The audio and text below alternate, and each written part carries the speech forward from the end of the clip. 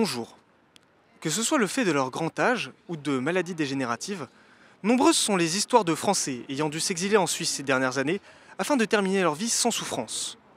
Et le sujet est d'autant plus d'actualité que de nombreux pays ont décidé de changer leur législation vis-à-vis du suicide assisté et de l'euthanasie, comme la Belgique en 2002, le Canada en 2016 ou plus récemment l'Espagne en 2021. En effet, de nombreux Français considèrent que la loi française est en retard sur la question de la fin de vie. Nous avons donc décidé de demander leur avis aux Dracénois afin de savoir où en est la mentalité à ce sujet.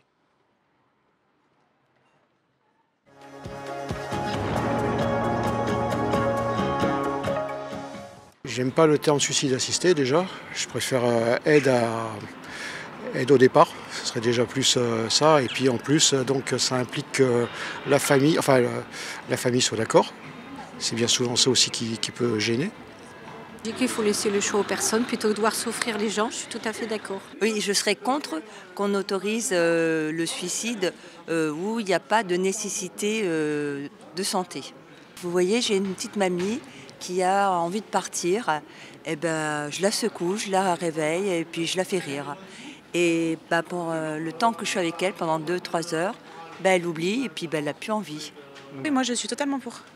Enfin, moi, je suis totalement pour. Je trouve qu'il y a des gens qui sont dans des situations où c'est plus vivre, justement. C'est aussi douloureux pour eux que pour les familles. Et du coup, oui, je serais pour.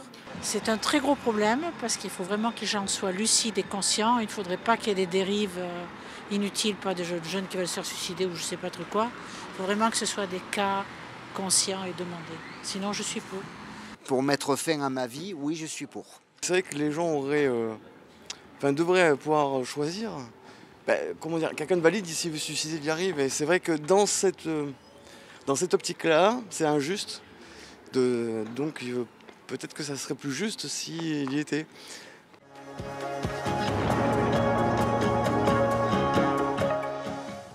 C'est différent, alors là non, parce que là c'est délicat.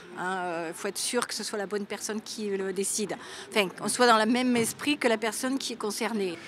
C'est pas une question d'éthique ou de religion, c'est vraiment une question de se dire attends, je prends la décision à la place de quelqu'un. Là, c'est un peu plus compliqué, quoi. Alors oui, là, je suis d'accord.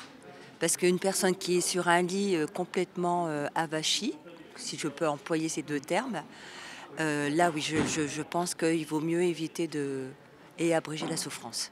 Pour aussi. Quand vraiment ça dépasse un certain les délais ou autre, parce qu'il y a des fois des gens qui restent dans le coma très longtemps ou autre, mais moi je suis pour. Il faut que tous les proches soient d'accord et savoir si jamais la personne, avoir l'avis de la personne avant son inconscience, par exemple, si on en avait parlé, être sûr que... Qu'il y ait des limites, une réglementation, mais je suis pour également.